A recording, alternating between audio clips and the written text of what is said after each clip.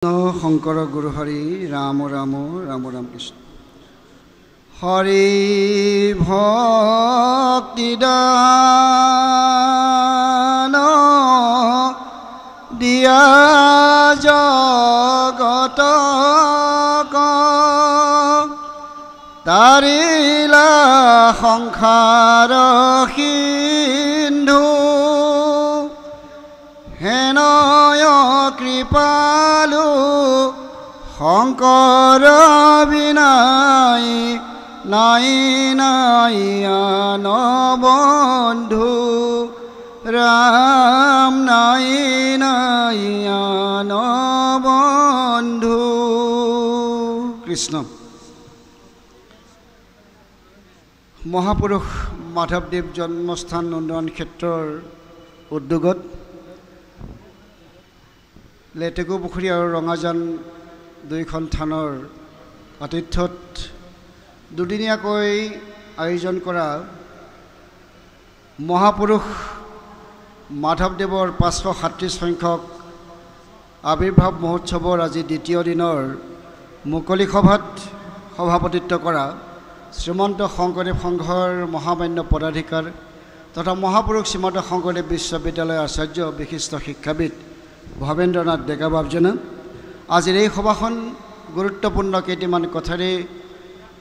আনুষ্ঠানিকভাৱে শুভোদ্বোধন কৰি আমাক সমস্তকে কৃতাৰ্থ কৰা বিহপুৰীয়া বিধানসভা সমষ্টিৰ সন্মানীয় বিধায়ক তথা এই জন্মস্থান উন্নয়ন ক্ষেত্ৰৰ সভাপতি ডক্টৰ অমিয় ভূঞা বাবজনা আজিৰ এই সভাত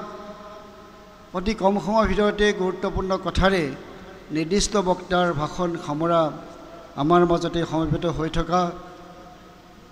শ্ৰী শ্ৰী উত্তৰ কমলাবাৰী সত্ৰৰ সন্মানীয় সত্ৰাধিকাৰ তথা আমাৰ পৰম বান্ধৱ শ্ৰী শ্ৰী শ্ৰী জনাৰ্দন গোস্বামী প্ৰভু আৰু আজিৰ এই সভাত উপস্থিত হৈ থকা বিশিষ্ট ব্যক্তিসকল আৰু সন্মুখত আসন গ্ৰহণ কৰি থকা মোৰ শ্ৰদ্ধাৰ বাপদাইসকল সমস্তজনলৈ শ্ৰদ্ধা সেৱা নিবেদন কৰিছোঁ। বক্তব্য ৰখা বা কথা কোৱাৰ সময় নিশ্চিতভাৱে নহয় বুলি অনুভৱ কৰিছোঁ। প্ৰচণ্ড গৰমে সমস্তকে দহিছে আৰু তাৰ উপৰিও সময়ো নিশ্চিতভাৱে হৈছে যে এটা নিৰ্দিষ্ট সময়, এই সময়ত মানুহে কথা কোৱাৰ সময় নাথাকে, শুনাৰ ধৈৰ্য নাথাকে। যি কি নহওক আজি অত্যন্ত এটা গুৰুত্বপূৰ্ণ দিন যে আচলতে আমি যিখন আধ্যাত্মিক সমাজত বসবাস কৰিছোঁ, যিখন সমাজে এটা নতুন গতিপথেৰে আগবাঢ়ি গৈ সমাজখনৰ এটা দিশ নিৰ্ণয় কৰি আছে, সেইখনৰ পুৰোধা ব্যক্তি জগতগুৰু মহাপুৰুষ শ্ৰীমন্ত শংকৰদেৱৰ প্ৰপন্ন শিষ্য মহাপুৰুষ মাধৱদেৱৰ নিজৰ এই জন্মস্থান এই ৰঙাজান বা লেটেকু পুখুৰীত আয়োজন কৰা এই জন্ম জয়ন্তীত আচলতে অত্যন্ত গুৰুত্বপূৰ্ণ কথা যে এই জন্ম জয়ন্তীত আমি আচলতে কি কৰিম। মই দীঘলীয়া কথা নকওঁ, মহাপুৰুষ ইয়াত অসমত কেনেধৰণে এই বৈষ্ণৱ পৰম্পৰা আৱিৰ্ভাৱ হ'ল, বৈষ্ণৱ পৰম্পৰা কেনেকৈ আহিল আৰু মহাপুৰুষ শংকৰদেৱ গুৰুজনাই এই যে দক্ষিণৰ আলোৱাৰসকলে আৰম্ভ কৰা বৈষ্ণৱ পৰম্পৰা কেনেকৈ অসমলৈ 1500 শতিকাত লৈ আহিলে আৰু তাৰ পিছৰ পৰাই কেনেধৰণে এই ধৰ্ম আগবাঢ়ি গৈ আছে আৰু তাৰ পিছতেই গোটেই জীৱনটোৱেই ধন্য হ'ল বুলি এগৰাকী ইতিমধ্যে আমাৰ আজিৰ সভাপতি সন্মানীয় পদাধিকাৰ বাবজনাই এটা কথা কৈছে আৰু মই নিজেও বিভিন্ন সময়ত কৈ থাকোঁ, বিশ্বৰ সৰ্বশ্ৰেষ্ঠ ধৰ্মগুৰু, বিশ্বৰ সৰ্বশ্ৰেষ্ঠ ধৰ্মগুৰু হ'ল মহাপুৰুষ শ্ৰীমন্ত শংকৰদেৱ। এই বিশ্বৰ সৰ্বশ্ৰেষ্ঠ ধৰ্মগুৰু মহাপুৰুষ শংকৰদেৱ গুৰুজনাই যিদিনাখনেই মাধৱদেৱক লগ পাইছিল, যিদিনাখনেই কিছু তৰ্কত লিপ্ত হৈছিল সেইখিনি সময়তেই তাৰ পিছতেই মহাপুৰুষ এনে এগৰাকী বিশ্বশ্ৰেষ্ঠ মহাপুৰুষ, সেইগৰাকী মহাপুৰুষে ক'বলৈ বাধ্য হৈ গৈছিল যে মাধৱ, মই তোমাক পাই মোৰ জীৱনটো আজি সম্পূৰ্ণ হ'ল বুলি মই অনুভৱ কৰিছোঁ। যে এগৰাকী বিশ্বশ্ৰেষ্ঠ ধৰ্মগুৰুৰ জীৱনটোক এগৰাকী বিশেষ ব্যক্তি লগ পোৱাৰ পিছত সফল হ'ল বুলি, ধন্য হ'ল বুলি কোৱা কথাটোৱে কিমান গুৰুত্ব আমাৰ সেই কথাখিনিত আছে বা সেইগৰাকী ব্যক্তিৰ কিমান গুৰুত্ব আছে সেই কথাটো আচলতে আমি অনুভৱ কৰিব পাৰিব লাগে যে মহাপুৰুষ মাধৱদেৱ মহাপুৰুষ মাধৱদেৱৰ গুৰুত্ব, মহাপুৰুষ শংকৰদেৱৰ সেইষাৰ কথাতেই আবদ্ধ হৈ আছে যে আচলতে তুমি মোৰ জীৱনটোক ধন্য কৰিলা, তোমাক পাই মোৰ জীৱনটো সম্পূৰ্ণ হ'ল। এগৰাকী মনীষীৰ জীৱন সম্পূৰ্ণ কৰিবলৈ এগৰাকী ব্যক্তিয়ে কি ধৰণৰ সহায় কৰিলে বাৰু, যে কি ধৰণে সহায় কৰিলে, কেনেধৰণে কাম কৰিলে? নে তেওঁ এটা কথা ভাবিছিল যে আমি সকলোৱে জানো তেওঁ গুৰু সেৱা কৰিছিল, খুব ভালকৈ গুৰু সেৱা কৰিছিল, তেওঁ খুব ভালকৈ আলপৈচান ধৰিছিল। সেইকাৰণেই শংকৰদেৱে কৈছিল নেকি যে মই আচলতে আজি ধন্য হ'লোঁ? তেখেতৰ সহধৰ্মিনী আছিল, তেখেতৰ পৰিয়াল পৰিজন আছিল, সেইসকলৰ কথা নক'লে। কিন্তু মাধৱদেৱে ইমান কষ্ট কৰি তেখেতৰ আলপৈচান ধৰিছিল, সেইকাৰণেই কৈছিল নেকি বাৰু? আচলতে সেইকাৰণে কোৱা নাই, সেইকাৰণে কোৱা নাই। মহাপুৰুষ শংকৰদেৱে মাধৱদেৱক বুজিব পাৰিছিল। মহাপুৰুষ মাধৱদেৱৰ অন্তৰত, মহাপুৰুষ মাধৱদেৱৰ মন আৰু মগজুত, চিন্তা আৰু চেতনাত কি কথাই বিৰাজ কৰিছিল, সেই গোটেই কথাখিনি অতি কম সময়ৰ ভিতৰতে শংকৰদেৱে অনুভৱ কৰিব পাৰিছিল। আৰু সেইকাৰণেই কৈছিল যে মই আচলতে হয়, নিশ্চিতভাৱে আমি যদি গোটেই পৰিক্ৰমাটো যদি চাওঁ, দুয়োগৰাকী মহাপুৰুষৰ জীৱন পৰিক্ৰমা যদি চাওঁ, তেওঁলোকে যিখিনি আমাক কাম কৰি থৈ গৈছে, সেই কামখিনি যদি আমি পুংখানুপুংখভাৱে বিশ্লেষণ কৰোঁ, তেনেহ'লে এটা কথা অনুভৱ কৰিব পাৰিম, যদি মহাপুৰুষ মাধৱদেৱক শ্ৰীমন্ত শংকৰদেৱ গুৰুজনাই যদি লগ নাপালেহেঁতেন, যদি শ্ৰীমন্ত শংকৰদেৱ গুৰুজনাই মহাপুৰুষ মাধৱদেৱক যদি লগ নাপালেহেঁতেন, হয়তো শ্ৰীমন্ত শংকৰদেৱ আজি যেনেকৈ বিশ্ববিস্তৃত পণ্ডিত হৈছে, বিশ্ববিস্তৃত ধৰ্মগুৰু হৈছে, সেই ধৰ্মগুৰু আখ্যা হয়তো আজি পালেহেঁতেন নে নাপালেহেঁতেন কিছু কথা সন্দেহ থাকি যায়। কিন্তু মহাপুৰুষ মাধৱদেৱে আচলতে মহাপুৰুষ শংকৰদেৱক এই বিশ্বৰ শ্ৰেষ্ঠ ধৰ্মগুৰুৰ আসনখন দিয়াৰ ক্ষেত্ৰত যিখিনি অৱদান আগবঢ়াই থৈ গ'ল, সেইখিনি আচলতে অনস্বীকাৰ্য কথা। আৰু যে মহাপুৰুষ শংকৰদেৱ যে ঈশ্বৰমুখে অৱতাৰ গ্ৰহণ কৰিছিল, সেই কথাটো তেখেতৰ সহধৰ্মিনী, তেখেতৰ পৰিয়াল পৰিজনে অনুভৱ কৰিব পৰা নাছিল, সেই কথাটোকে অনুভৱ কৰিব পৰা নাছিল। কিন্তু মাধৱদেৱে এই কথাটো অনুভৱ কৰিব পাৰিছিল, মাধৱদেৱে অনুভৱ কৰিব পাৰিছিল। সেইকাৰণে কৈছিল, ত্ৰিভুৱন বন্দন দৈৱকী নন্দন জুহৰি মাৰল কংখ,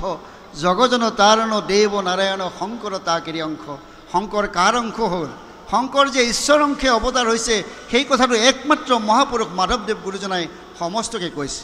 সেইগৰাকী কোনেও অনুভৱ কৰিব পৰা নাছিল সেইগৰাকী ব্যক্তিক। আৰু সেইকাৰণে তেনেধৰণৰ গুণবিলাকৰ কাৰণেই মহাপুৰুষ মাধৱদেৱ সদায় বিশ্ববিস্তৃত হৈ থাকিব। আৰু গোটেই জীৱনটোৰ কীৰ্তিস্তম্ভ হিচাপে মহাপুৰুষ মাধৱদেৱে থৈ গ'ল যে এনেকুৱা এখন শাস্ত্ৰ,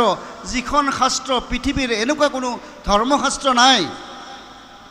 পৃথিৱীৰ বহুত ডাঙৰ ডাঙৰ ধৰ্মশাস্ত্ৰ আছে, নিশ্চিতভাৱে আছে, হয়, কিন্তু মই এনেকুৱা এখন ধৰ্মশাস্ত্ৰক একেলগে, দুখন শাস্ত্ৰক একেলগে থৈ দিবৰ কাৰণে মই নাভাবোঁ যে মহাপুৰুষ মাধৱদেৱে এইখন নামঘোষা ৰচনা কৰিছে আৰু বিশ্বৰ অন্য ধৰ্মগুৰুৱে থৈ একেলগে সমানে সমানে ৰাখিব পৰাকৈ, নামঘোষাৰ লগত একেলগে সমানে সমানে ৰাখিব পৰাকৈ যে কিবা ধৰ্মশাস্ত্ৰ ৰচনা কৰিছে, সেই কথাটো মই কেতিয়াও ক'ব নোৱাৰিম, বা সেই কথাটো মই এতিয়াও মোৰ বিশ্বাসলৈ অহা নাই। কাৰণ মহাপুৰুষ মাধৱদেৱে যিখন শাস্ত্ৰ লিখি থৈ গ'ল, বিশেষকৈ নামঘোষা লিখি থৈ গ'ল, সেই নামঘোষাৰ প্ৰতিটো ঘোষাই, প্ৰতিটো শব্দই, প্ৰতিটো বাক্যই মানুহৰ মন আৰু মগজু, চিন্তা চেতনাত এনেধৰণে ক্ৰিয়া আৰু প্ৰতিক্ৰিয়া কৰে, সদায় তাৰ নতুনত্ব বিচাৰি পায়। আজি নামঘোষা 500 বছৰ আগতেই ৰচনা হৈছিল, কিন্তু নামঘোষাৰ জনপ্ৰিয়তা আজিলৈ কমিছে নেকি? নামঘোষাক আমি ক'ৰবাত থৈ কাৰোবাৰ ঈশ্বৰৰ ওচৰত ভক্তি কৰিব লাগিলে, ঈশ্বৰক প্ৰাৰ্থনা কৰিব লাগিলে আমি কিহেৰে কৰি আছোঁ? অকল নামঘোষাখনেৰে কৰি আছোঁ। সেইখন নামঘোষাৰ লগত আৰু কোনো ধৰ্মশাস্ত্ৰৰ তুলনা হোৱা নাই, আৰু কোনো ধৰ্মশাস্ত্ৰৰ তুলনা হোৱা নাই। একমাত্ৰ প্ৰাৰ্থনা কৰিবৰ কাৰণে, ঈশ্বৰক বুজিবৰ কাৰণে, নিজক আত্মশুদ্ধি কৰিবৰ কাৰণে, নিজৰ চিন্তা আৰু চেতনাক নতুন ৰূপেৰে সজাই তুলিবৰ কাৰণে, বেয়াৰ পৰা ভাললৈ লৈ যাবৰ কাৰণে, আন্ধাৰৰ পৰা পোহৰলৈ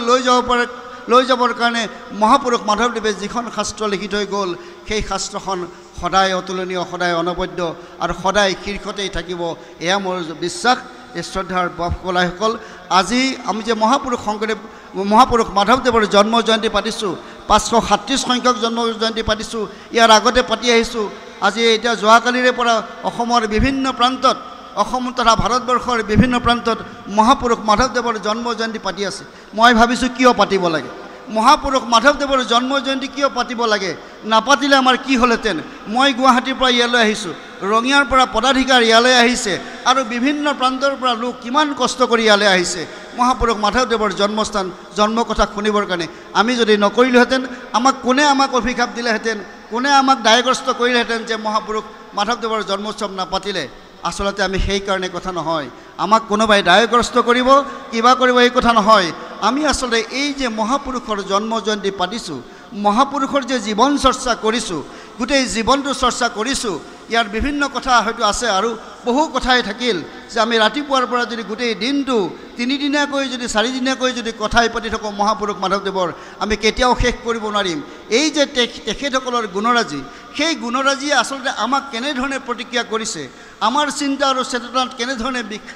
ক্ৰিয়া কৰিছে সেইটো আটাইতকৈ গুৰুত্বপূৰ্ণ কথা এই যে আমি মাধৱদেৱৰ জন্মোৎসৱ পাতিছোঁ অন্য কিবা পাতিছোঁ এইবোৰ পতাৰ এটা এটা লক্ষ্য আৰু উদ্দেশ্য আছে এই লক্ষ্য উদ্দেশ্যক যেতিয়া আমি বুজিব পাৰিম তেতিয়াহে আচলতে আমি এই অনুষ্ঠানটো যে পাতিছোঁ তাৰে কাৰণে আমি সাৰ্থক হৈছোঁ বুলি ভাবিব পাৰিম আজি মহাপুৰুষ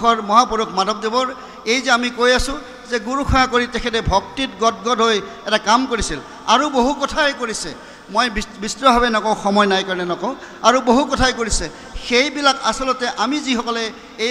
যিসকল উদ্যোগীয়ে এই অনুষ্ঠানটো অনুষ্ঠিত কৰিছোঁ যিসকল শ্ৰোতামণ্ডলী ইয়ালৈ আহিছে যিসকলে শুনিছে এই কথা সেইসকলে আচলতে আমি মাধৱদেৱৰে আজি মাধৱদেৱৰ দিনটোত কাৰণে কৈছোঁ মাধৱদেৱৰ সেই গুৰুভক্তি মাধৱদেৱৰ সেই গুৰু সেৱা মাধৱদেৱৰ সেই নামঘোষাৰ যি পংক্তি সেই গোটেই কথাবোৰ আমি আচলতে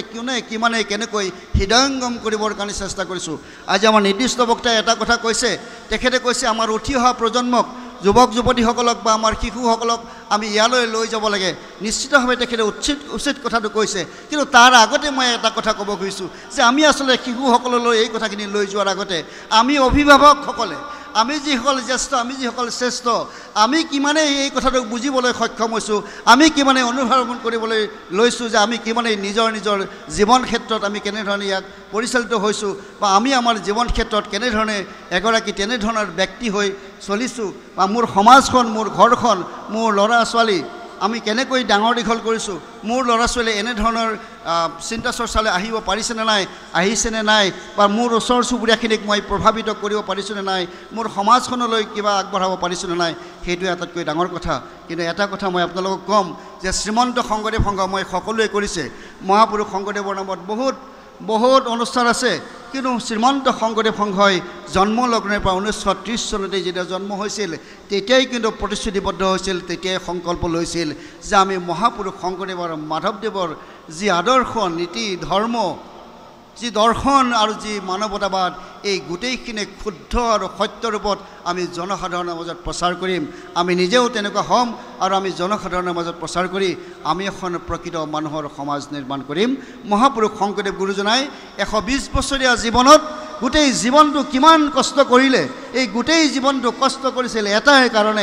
এটা কাৰণতে যে এই পৃথিৱীলৈ যে আমি জীৱশ্ৰেষ্ঠ মানুহবোৰ আহিলোঁ ভগৱন্তই যে আমাক এই পৃথিৱীৰ জীৱশ্ৰেষ্ঠ হিচাপে জন্ম দিলে আমাৰ চিন্তা আৰু চেতনা আছে আমাৰ ভাল বেয়া চিন্তা কৰিব পৰা আমাৰ ক্ষমতা আছে এই ভাল আৰু বেয়া চিন্তাবোৰ কৰাৰ ক্ষেত্ৰত আমি উচিত সিদ্ধান্ত কেনেকৈ ল'ম উচিত সিদ্ধান্ত লৈ আমি কেনেকৈ মানুহৰ সমাজখনক এখন প্ৰকৃত মানুহৰ সমাজলৈ নিৰ্মাণ কৰিম প্ৰকৃত মানুহৰ সমাজ নিৰ্মাণ কৰিম কেনেকৈ এখন সুস্থ সবল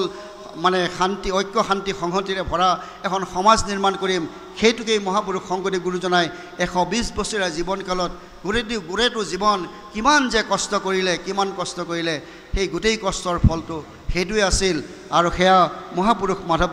মাধৱদেৱে এই গোটেই কথাখিনিত গাটোৰ লগত ছাটোৰ দৰে থাকি শ্ৰীমন্ত শংকৰদেৱ গুৰুজনাক যথেষ্ট সহায় আৰু সহযোগিতা কৰিছিল তেখেতক বুজি পাবলৈ সক্ষম হৈছিল যে আচলতে শংকৰদেৱ কোন শংকৰদেৱ আমি ভাবি থকা নিচিনাকৈ আমাৰ দুখন হাত দুটা চকু দুখন ভৰি এনেকুৱা এজন মানুহ নে আচলতে তেওঁ ঈশ্বৰ অংশে ইয়ালৈ আহিছে সেই ঈশ্বৰক কেনেধৰণে পূজা কৰিব লাগে ঈশ্বৰক কেনেধৰণে সেৱা কৰিব লাগে ঈশ্বৰৰ কেনেধৰণে ভক্তি কৰিব লাগে এই গোটেই কথাখিনি মৰ্মে উপলব্ধি কৰিব পাৰিছিল মহাপুৰুষ মাধৱদেৱে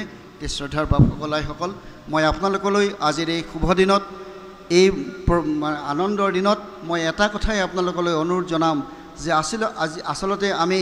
এইবোৰ যে চৰ্চা কৰোঁ এইবোৰ যে অনুষ্ঠান পাতোঁ এই অনুষ্ঠানবোৰ পাতাৰ লগে লগেই আমাৰ যি উদ্দেশ্য লক্ষ্য থাকে যে আমিও আচলতে সেইবোৰলৈ অকণমান মাধৱদেৱৰ ইমানবোৰ গুণৰ ভিতৰত আমি যদি এটা গুণো ল'ব পাৰোঁ এটা গুণ লৈ যদি আমি অকণমান আগবাঢ়িব পাৰোঁ মোৰ বিশেষকৈ মই বাকী বেলেগলৈ নাযাওঁৱেই যে আচলতে এই আধ্যাত্মিক চিন্তা চৰ্চাৰে মোৰ ঘৰখন যদি মই শুদ্ধ কৰি ল'ব পাৰোঁ সেইটো আটাইতকৈ ডাঙৰ কথা হয় আমাৰ ল'ৰা ছোৱালী বহুত ডাঙৰ মানুহ আছে আমাৰ পৃথিৱীখনত কিমান যে ডক্টৰেট ডিগ্ৰীধাৰী আছে কিমান যে উচ্চ শিক্ষাৰে শিক্ষিত লোক আছে কিন্তু সেইবোৰ মানুহেই প্ৰকৃত মানুহ নেকি আচলতে মই কিন্তু কেতিয়াও নকওঁ যে সেইবোৰ মানুহৰ পৰা আমাৰ সমাজখনত যিবোৰ অঘটন ঘটি আছে যিবোৰ সমাজখন কলুষিত কৰিছে বিভিন্ন ধৰণে কলুষিত কৰিছে সেই ধৰণৰ শিক্ষিত লোকসকলে কিয় কৰিছে বাৰু কিয় কৰিছে এটা কাৰণেই কৰিছে যিটো অভাৱ আছিল তেওঁলোকৰ সেই অভাৱটোৰ কাৰণে তেওঁলোকে সেই কামবোৰ কৰিছে সেইটো হ'ল আধ্যাত্মিক চেতনাটো আমাৰ মানুহৰ মনত যেতিয়ালৈকে নাহিব আমি যেতিয়া আধ্যাত্মিকভাৱে সবল হ'ব নোৱাৰিম আমাৰ যি সাধাৰণ শিক্ষা আছে সেই শিক্ষাৰ লগত যেতিয়া আধ্যাত্মিক শিক্ষাটো আমি ইয়াত লগাই ল'ব নোৱাৰিম তেতিয়ালৈকে কিন্তু আমি কেতিয়াও মানুহ হৈছোঁ বুলি ক'ব নোৱাৰিম জীৱশ্ৰেষ্ঠ মানুহ হৈছোঁ বুলি ক'ব নোৱাৰিম আমি কেৱল খাব শুব পিন্ধিব উৰিবৰ কাৰণে এইখন সমাজলৈ আহিছোঁ আৰু আমি সেই ধৰণে আমাৰ জীৱনটো অতিবাহিত কৰি যাব লাগিব আজি আমাৰ জীৱনটোক আমি মৰি যোৱাৰ পিছত আমি ইয়াত জন্ম পাইছোঁ যেতিয়া আমি মৰিবই লাগিব আমি এদিন এই সংসাৰৰ পৰা গুচি যাম কিন্তু আমি কি থৈ যাম কি লৈ যোৱা কথাটো দূৰৰ কথা আমি কি থৈ যাম আচলতে আজি মহাপুৰুষ শংকৰদেৱ মহাপুৰুষ মাধৱদেৱ যুগলৈ জীয়াই থাকিব অসম জীয়াই থকা মানে অসমৰ অসমীয়া ভাষা সাহিত্য সংস্কৃতি জীয়াই থকা মানে মহাপুৰুষ শংকৰদেৱ আৰু মাধৱদেৱ জীয়াই থাকিব লাগিব পৃথিৱী যিমান দিনলৈ থাকিব সিমান দিনলৈ শংকৰদেৱ মাধৱদেৱ জীয়াই থাকিব লাগিব কাৰণ বিশ্বৰ সৰ্বশ্ৰেষ্ঠ ধৰ্মগুৰুৰ জন্ম এইখন আমাৰ অসমত আমি কিমান ধন্য কিমান গৌৰৱ কৰিব লাগে কিন্তু আমি অনুভৱ কৰিব নোৱাৰোঁ যে সেইসকল মহাপুৰুষৰ জন্ম যে আমাৰ এই ঠাইতে জন্মগ্ৰহণ কৰিছিল সেইখিনি আমি অনুভৱ কৰিব নোৱাৰোঁ এই শ্ৰদ্ধাৰ বাপসকলাসকল মই আৰু দীঘলীয়া কথা নকওঁ যে মই আপোনালোকলৈ ধন্যবাদ আৰু কৃতজ্ঞতা জনাইছোঁ যে আপোনালোকে এই প্ৰচণ্ড ৰ'দত ইমান গৰম আজি কেইবাদিন ধৰি এনেধৰণৰ পৰিৱেশ এটা হৈ আছে ইয়াৰ মাজতে আপোনালোকে এই স্থানলৈ আহি ইয়াত যে এই সভাখন সাফল্যমণ্ডিত হোৱাত যিখিনি সহায় আৰু সহযোগিতা আগবঢ়ালে তাৰ কাৰণে আপোনালোক সমস্তজনৰ শ্ৰীচৰণত মই ধন্যবাদৰ শৰাই আগবঢ়াইছোঁ কৃতজ্ঞতাৰ শৰাই আগবাঢ়িছোঁ আৰু আশা কৰিছোঁ অনাগত দিনত আমি সকলোৱে মিলি আমি এখন সুন্দৰ সমাজ গঢ়িব লাগিব ইয়াত ধৰ্মীয় মানে কথা নাই যে শংকৰ সংঘৰ হ'ব লাগিব বুলি মই কথা কোৱা নাই আমাৰ সকলোৰে লক্ষ্য উদ্দেশ্য হ'ব লাগে যে আমি এখন ভাল সমাজত মানুহৰ সমাজত য'ত ঐক্য শান্তি সম্প্ৰীতি ৰক্ষা হ'ব য'ত সুখ স্বাচ্ছন্দ্যৰে আমি জীয়াই থাকিব পাৰিম সেইখন সমাজ নিৰ্মাণ কৰিবৰ কাৰণে আমি আগবাঢ়ি গৈ আছোঁ আৰু সেই সমাজত সেই আন্দোলনটোত আপোনালোক সকলোকে সহযোগী হোৱাৰ কামনা কৰি মই মোৰ বক্তব্য সামৰিছোঁ জয় গুৰু শংকৰ অপৰাধ বিনাশন কৃষ্ণ কিমতে ভকতি কৰিব তোমাত হৰি হৰি হৰি